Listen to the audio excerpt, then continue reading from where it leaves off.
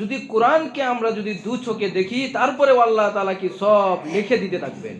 যদি কোরআন পড়তে পারি না, যিনি কোরআন পড়তে পারেন তার সাথে বসলে ওই জবান থেকে, পড়নেওয়ালা জবান থেকে উনি যা পড়তেছেন যতটুকু সব আপনি শোনার কারণে, আপনি শ্রবণ করার কারণে আল্লাহ পাক রব্বুল আলামিন ততটুকু সব আল্লাহ তাআলা আপনার আমলনামাও দেওয়া হবে। উনি বলেন যদি এই কোরআন আমরা আঁকড়ে ধরতে পারি, কোরআনকে আমাদের জবানে জারি করতে পারি, এই কোরআনকে যদি আমাদের সাড়ে তিনাত বডির ভিতরে যদি আমরা প্র্যাকটিক্যালভাবে যদি আল্লাহ তাআলা কোরআন ও হাদিসের আলোকে পরিচালনা করতে পারি, তাহলে দুনিয়াতে আল্লাহ তাআলা আমাদেরকে যে উদ্দেশ্য করে প্রেরণ করেছেন সেটা আমাদের জন্য সার্থক হবে। আমরা যদি কোরআন ও হাদিস না মানি, তারপরেও আল্লাহ তাআলার কিঞ্চিত পরিমাণ কমবে না। যদি আমরা পালন করি তাহলে আমরা নিজেরাই কি ভাগ্যবান হয়ে যাব। সেজন্য নবীজি হাদিসের মধ্যে বলেন, যে হৃদয়ের ভিতরে, যার কলবের ভিতরে কোরআন নেই, ওই কলবটা, ওই মানুষটা হলো একটি বিশাল বড় বন জঙ্গল আছে, আর ওই বন জঙ্গলের ভিতরে কোনো বাঘ নেই, কোনো প্রাণী নেই, মানবহীন একটি জায়গা, তাহলে শূন্য একটি জায়গার মতো, বিরান ঘরের মতো। আপনি 10 তলা বিল্ডিং করলেন, কিন্তু আপনি সেই বিল্ডিংয়ে আর রাত্রে জাগরণ করেন না, ওই বিল্ডিংয়ের ভিতরে আর কখনো যান না।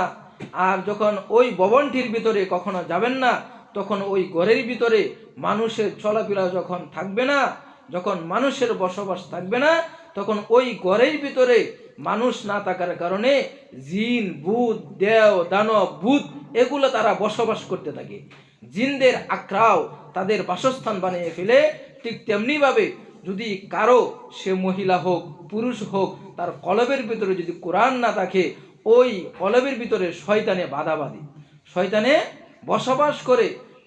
তাহলে যদি কোরআন আমাদের সিনার ভিতরে রাখতে পারি, কোরআন যদি আমাদের আমলের মাধ্যমে আমরা যদি মানতে পারি, নিতে পারি, তাহলে আমাদের এই কলব, আমাদের আত্মা সংশোধন হয়ে যাবে। এই জন্য তখন তোমাদের হৃদয় থেকে, তোমাদের চেহারা থেকে একটি নূর আবির্ভাব ঘটবে। এই জন্য নবীজি বলেন, কোনো ব্যক্তি কোরআন তেলাওয়াত করলো, সে হলো এই যে আপনারা বাজার থেকে ফল নিয়ে আসেন, যেমন আঙ্গুর, বেদনা, কমলা, হাদিসের মধ্যে কমলার সাথে তুলনা করেছেন। যে ব্যক্তি কোরআন তেলাওয়াত করে, কোরআনের উপর চলে আমল করে, ওই ব্যক্তি হলো কমলার মতো। কারণ কমলা যখন কিনতে যাবেন, দূর থেকে আপনার নাকের ভিতরে একটি সুঘ্রাণ, সুন্দর একটি ঘ্রাণ আপনার নাকের ভিতরে প্রবেশ করবে। আর যে ব্যক্তি কোরআন পড়ে না, সে হলো খেজুরের মতো।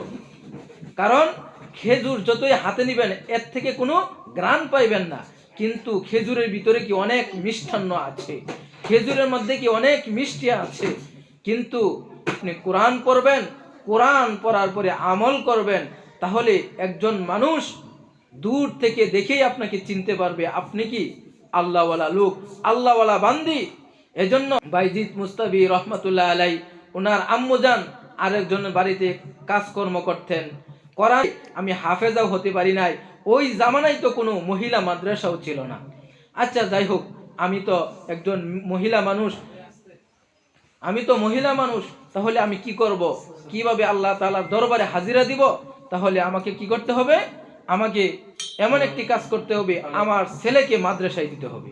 কারণ যখন আমার ছেলেকে মাদ্রাসায় দিব, ওই আমল নামা আমি জনম দুঃখিনী মা কবর থেকে, আল্লাহ তাআলার দরবার থেকে, আল্লাহ তাআলার খাজানার থেকে, ওই কবরের বাড়িতে আমি আল্লাহ তাআলার নৈকট্য, আল্লাহ তাআলার কি নাজ নিয়ামত, জান্নাতের বালা, জান্নাতের সমস্ত নাজ নিয়ামত আমি উপভোগ করতে পারবো। কারণ দুনিয়া হলো, সম্মানিত মা ও বোনেরা, আপনাদেরকে দৃষ্টি আকর্ষণ করব, মাহে রমজান যেহেতু কাছে, আমরা বেশি বেশি কোরআন তেলাওয়াত চালিয়ে যাব।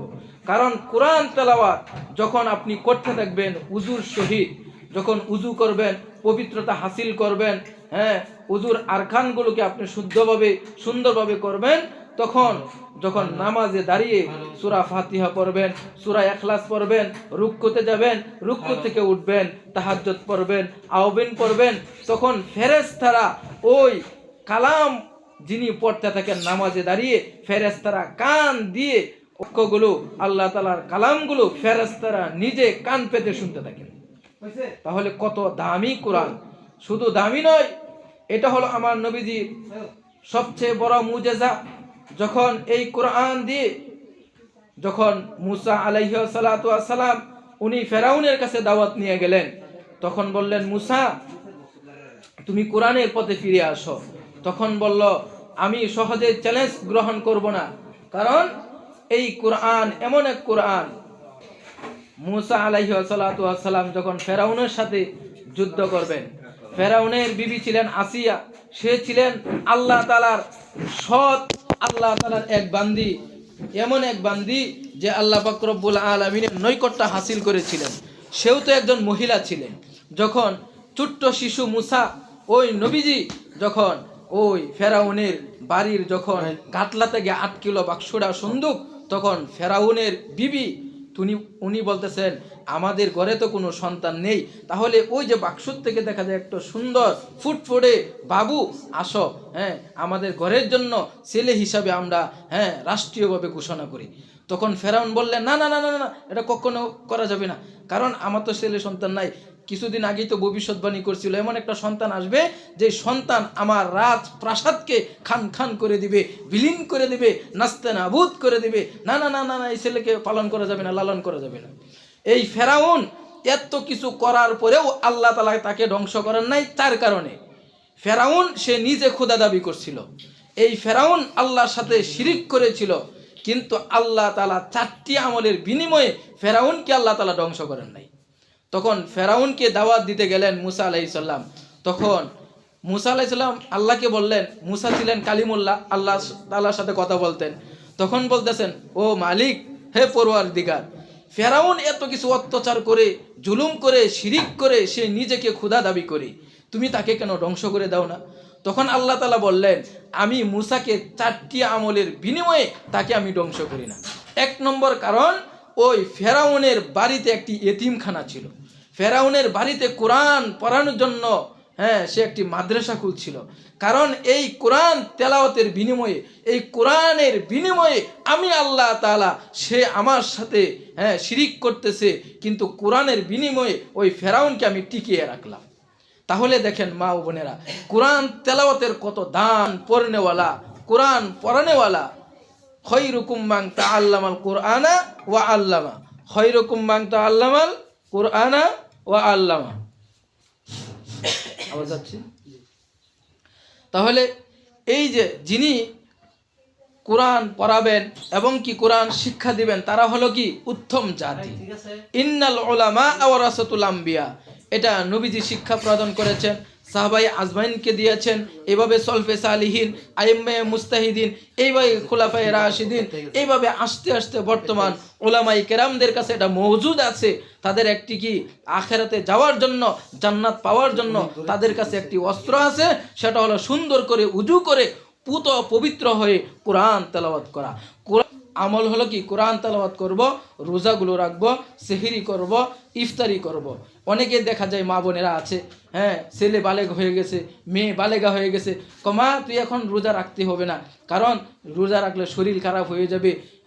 আমরা এই সমস্ত কি মা চাষিরা করে থাকি না, এই কাজটি কখনো করবেন না, কারণ রোজা হলো কি একটি ফরজ বিধান, আর এই ফরজ যে ব্যক্তি না মানবে, সে আল্লাহ তাআলার সাথে নবীজি বলেন সে যুদ্ধ ঘোষণা করলো।